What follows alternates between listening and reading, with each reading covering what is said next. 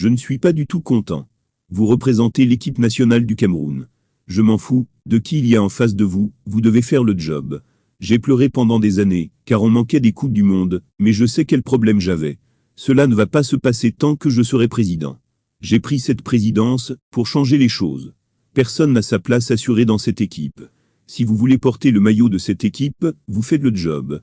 Sinon, ne venez pas, et je serai content. Je jouerai avec des enfants. J'ai été à votre place pendant très longtemps. Vous vous dites que je suis un salaud, mais j'ai été le meilleur étant assis là, et je sais pourquoi j'ai raté. Je vais tout vous donner, même ma vie pour votre dans les meilleures conditions. Mais quand on vient, c'est le Cameroun. Il n'y a rien de plus beau. Je donnerai ma vie pour ce pays. J'y arriverai avec vous ou sans vous. Si vous voulez être du voyage, il va falloir vous bouger. Personne n'est assuré d'être au mondial. Et si c'est ce que j'ai vu aujourd'hui, personne n'y sera.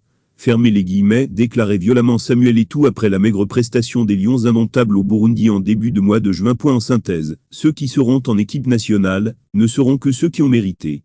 Mais c'est déjà mal parti pour cette motion du patron de la FECAFOOT qui est mise en cause, en ce qui concerne la non-convocation du défenseur de Jérôme Onguéné. En effet, selon CAMEROUN 24, depuis la fin de la CAN 2021 au Cameroun en février dernier, le défenseur de l'Eintracht Francfort n'a plus été appelé en équipe nationale, a constaté CAMEROUN 24. Ce n'est pas anodin selon le site d'information. Jérôme Onguéné a effectué sa rentrée dans son nouveau club de l'Eintracht Francfort, après un mois de vacances.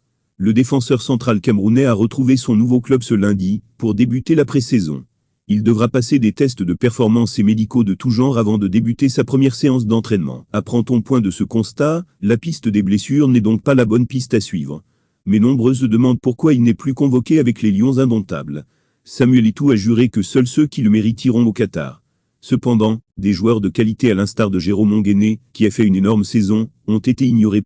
Si l'ancien sélectionneur, le Portugais Antonio Conceição, avait l'habitude de prétexte des blessures imaginaires pour ne pas l'aligner, l'on se demande pourquoi, avec la légende Rigobertson, il n'est même pas appelé.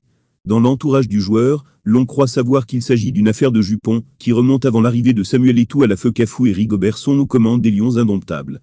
La cœur ayant ses raisons, que la raison ignore, une personnalité influente dans l'encadrement des Lions indomptables n'a pas apprécié qu'une de ses conquêtes choisisse plutôt de se mettre avec le joueur. Depuis lors, il aurait juré de tout faire pour que Jérôme Onguéné ne soit plus appelé au sein de la tanière, à en croire ce proche du joueur.